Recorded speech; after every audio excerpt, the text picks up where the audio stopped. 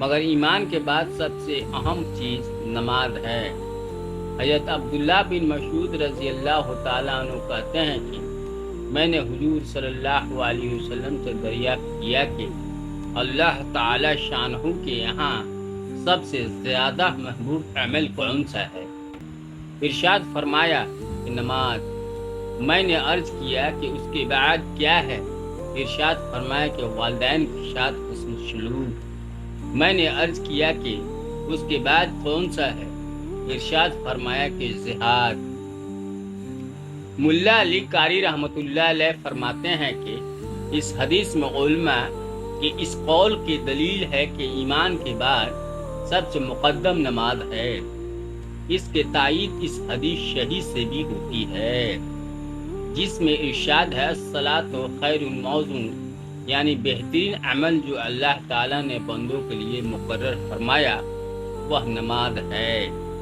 और अहादीस में कसरत से ये मजमून शाफ और सही हदीसों में नकल किया गया है कि तुम्हारे आमाल में सबसे बेहतर अमल नमाज है। चुनांचे जमा सगीरा में हजरत अबू शुबान इब्न उमामा उबादा रजी अल्लाह ताला अन्हुम 5 सहाबा रजी अल्लाह ताला अन्हों से ये हदीस नकल की गई है।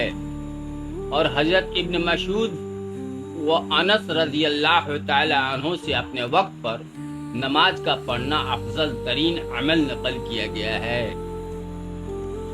हजरत इब्न उमर और उम्म फरवा रजी अल्लाह ताला अव्वल वक्त पर नमाज पढ़ना नकल किया गया है। मकसद सबका करीब ही करीब है।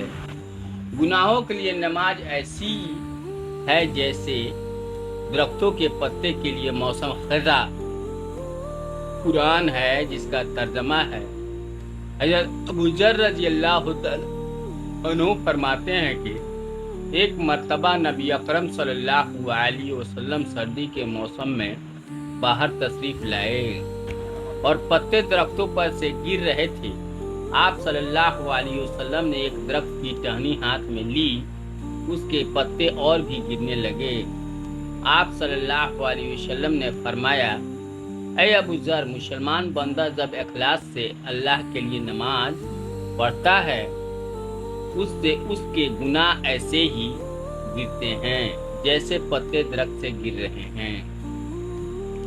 फायदा, सर्दी के मौसम में दरख्तों के पत्ते ऐसे ही कसरत से गिरते हैं कि बाजू दरख्तों पर एक भी पत्ता नहीं रहता। नबी अकरम सल्लल्लाहु अलैहि वसल्लम का पाक इरशाद है कि इखलास से नमाज पढ़ने का असर भी यही है कि उसके सारे गुनाह माफ हो जाते हैं, एक भी नहीं रहता। एक बात काबिले लिहाज है, उलमा की तहकीक आयत कुरानिया और अहादीस नबूतिया की वजह से ये है कि नमाज वगैरह इबादत से सिर्फ गुनाह शगीरा माफ होते हैं, कबीरा गुनाह बगैर तौबा के माफ नहीं होता। इसलिए नमाज के साथ तौबा इस्तग़फ़ार का एहतमाम करना चाहिए, इससे गाफिल न होना चाहिए। अलबत्ता हक़ ताला शानहू अपने फजल से किसी के कबीरा गुनाह भी माफ फरमा दें तो दूसरी बात है। कि कुरान का आयत है जिसका तर्जमा है। अबू उस्मान कहते हैं कि मैं हजरत सुलेमान रजी अल्लाह ताला अन्हु के साथ एक दरख्त के नीचे था।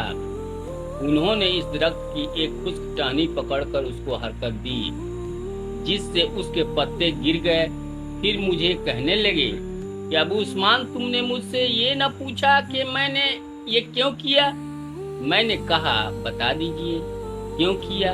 उन्होंने कहा कि मैं एक दफा नबी अकरम सल्लल्लाहु अलैहि वसल्लम के साथ एक दरख्त के नीचे था।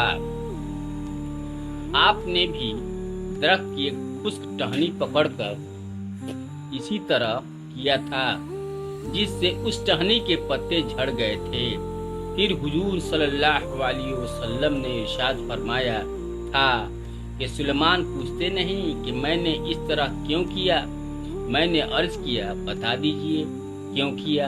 आपने इरशाद फरमाया था कि जब मुसलमान अच्छी तरह से वजू करता है फिर 5 नमाजें पढ़ता है تو اس کی خطائیں اس سے ایسے ہی گر جاتی ہیں جیسے یہ پتے گرتے ہیں۔ پھر آپ نے قرآن کی آیت اقیموا الصلاۃ وآتوا الزکوٰۃ انہار تلاوت فرمائی، جس کا ترجمہ یہ ہے کہ قائم کر نماز کو دین کے دونوں سروں میں اور رات کے کچھ حصوں میں، بے شک نیکیاں دور کر دیتی ہے گناہوں کو۔ یہ نصیحت ہے نصیحت ماننے والوں کے لیے۔ فائدہ: حضرت سلیمان رضی اللہ تعالیٰ عنہ جو عمل کر کے دکھلایا، یہ صحابہ کرام رضی اللہ تعالیٰ عنہ اجمعین کے عشق کی ادنا مثال ہے۔ جب کسی شخص کو کسی سے عشق ہوتا ہے، اس کی ہر ادا بھاتی ہے اور اسی طرح ہر کام کے کرنے کو جی چاہا کرتا ہے، جس طرح محبوب کو کرتے دیکھتا ہے۔ جو لوگ محبت کا ذائقہ چکھ چکے ہیں، وہ اس حقیقتاً سے اچھی طرح واقف ہیں۔ اسی طرح صحابہ کرام رضی اللہ تعالی عنہم نبی اکرم صلی اللہ علیہ وسلم کے ارشادات نقل کرنے میں اکثر ان افعال کی بھی نقل کرتے تھے جو اس ارشاد کے وقت حضور صلی اللہ علیہ وسلم کے تھے۔ نماز کا اہتمام اور اس کے وجہ سے گناہوں کا معاف ہونا جس کثرت سے روایات میں ذکر کیا گیا ہے، اس کا احاطہ دشوار ہے۔ پہلے بھی متعدد روایات میں یہ مضمون گزر چکا ہے۔ علماء نے اس کو صغیرہ گناہوں کے ساتھ مخصوص کیا ہے، جیسا پہلے معلوم ہو چکا، مگر احادیث میں صغیرہ کبیرہ کی کچھ قید نہیں ہے۔ متعلق گناہوں کا ذکر ہے۔ میرے والد صاحب رحمۃ اللہ علیہ نے تعلیم کے وقت اس کی دو وجہیں ارشاد فرمائی تھی کہ ایک یہ کہ مسلمان کی شان سے یہ بعید ہے کہ اس کے ذمہ کوئی کبیرہ ہو۔ اولاً تو اس سے گناہ کبیرہ کا صادر ہونا مشکل ہے، اور اگر ہو ہی گیا تو بغیر توبہ کے اس کو چین آنا مشکل ہے۔ مسلمان کی مسلمانی شان کی مقتضا یہ ہے کہ جب اس سے کبیرہ صادر ہو جائے تو اتنے رو پیٹ کر اس کو دھو نہ لے، اس کو چین نہ آئے۔ البتہ صغیرہ گناہ ایسے ہیں کہ ان کے طرف بشا اوقات اتفاق نہیں ہوتا اور ذمہ پر رہ جاتے ہیں، جو نماز وغیرہ سے معاف ہو جاتے ہیں۔ دوسری وجہ یہ ہے کہ جو شخص اخلاص سے نماز پڑھے گا اور آداب و مستحبات کی روایات رکھے گا، وہ خود ہی نہ معلوم کتنی مرتبہ توبہ استغفار کرے گا، اور نماز میں اتحیات و آخر دعا اللہم انی ظلمت نفسی میں تو توبہ استغفار خود ہی موجود ہے۔